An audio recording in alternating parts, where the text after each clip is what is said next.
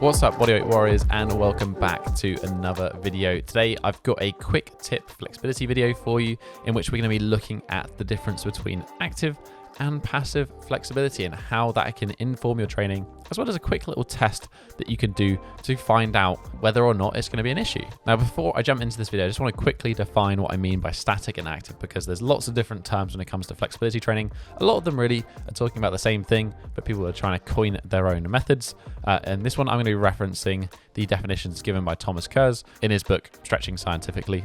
It's nice and simple, and it makes sense. Today, we're going to be looking at, as I said, active and passive flexibility. Specifically by this, I mean static active and static passive. So let me give you some examples. Static active is the ability to lift our limb or get ourselves actively into a position by using the shortening side, the agonistic side, to the side being stretched. Very simple example of this is if we try to lift our leg in front of us. This is an example of static active hamstring flexibility. We're using our hip flexor to lift our leg, but we're expressing that stretch muscle, which is the hamstring. We then have static passive, and this is really just our ability to express the largest range of motion we have without actively using it. We're just seeing how far we can stretch that muscle and use it. So another example to go with that hamstring on initially would be elevating the leg in front and folding forward. So those are the two that we're going to be looking at, and they're by no means separate. They both have a direct relationship with each other. If you improve active, it will improve your passive. And if you improve passive, it will improve your active.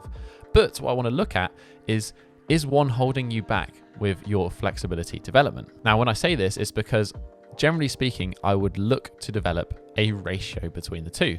And that ratio that I personally aim for is 75% of the range of motion should be able to be displayed actively as you can display passively. Now, there is some individual nuance here, and I'm going to mention that at the end of the video, but just for the main part, we're going to stick to this general recommendation, which is 75%. And remember, general recommendations are good as a guide, but it should always be applied individually. So this is really the test for you. I want you to go and look at some positions. I'm going to give you some examples in a second.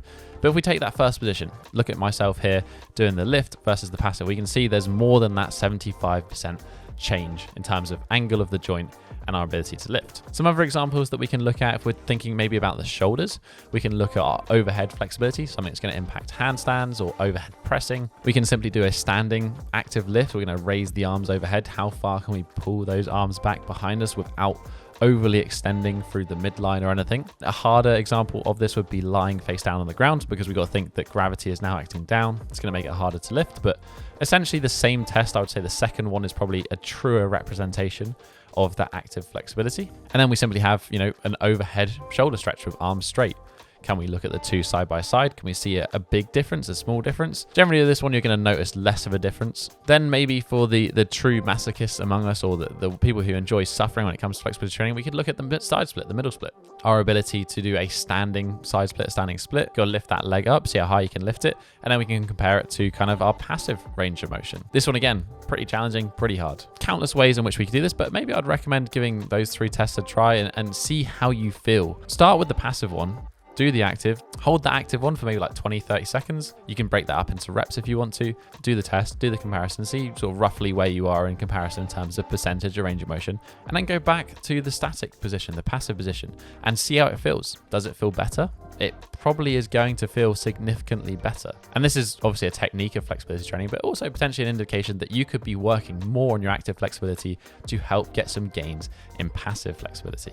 But equally, if it feels like you've hit a bit of a brick wall when it comes to trying to lift those limbs into certain positions, actually improving our passive flexibility will make that a lot easier. When it comes to things like training the L-sit, a lot of people will struggle to develop their L-sit, and they'll just try to train the L-sit more, whereas in fact, they get better progress just from passively stretching their hamstrings a load before they did their L-sit work. It's going to make it easier to lift those legs up.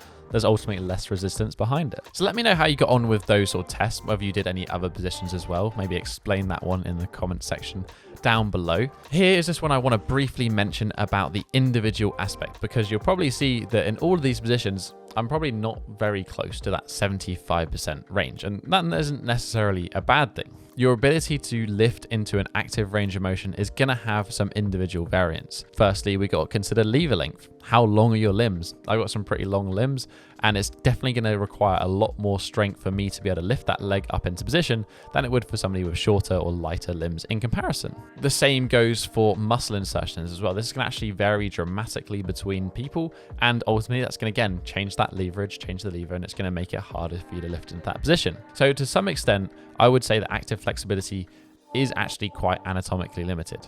There just tends to be people who are just very good at it or people who are not very good at it. But regardless of if you're good or bad at it, you'll likely get some good progress from training it when it comes to your overall flexibility development. A good flexibility practice will include both active development and that passive development. It's not always just about sitting in a stretch. That can be a useful component. It's fantastic.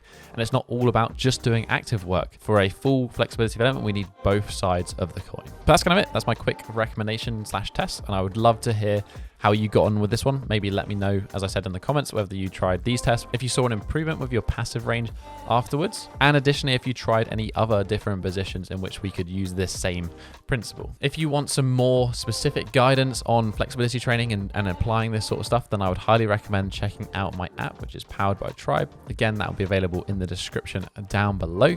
Whilst you're down there, you can also hit that thumbs up button and support the channel, as well as right next to it is the subscribe button if you want to join the Bodyweight Warrior tribe and don't miss out on any more future videos on this topic. We're going to be back to producing a lot more now. I've been on a little bit of a short break for the past sort of 3 months, taking a little bit of a step back, and I'm excited to get back into producing some more fun and different sorts of content. So stay tuned for that one.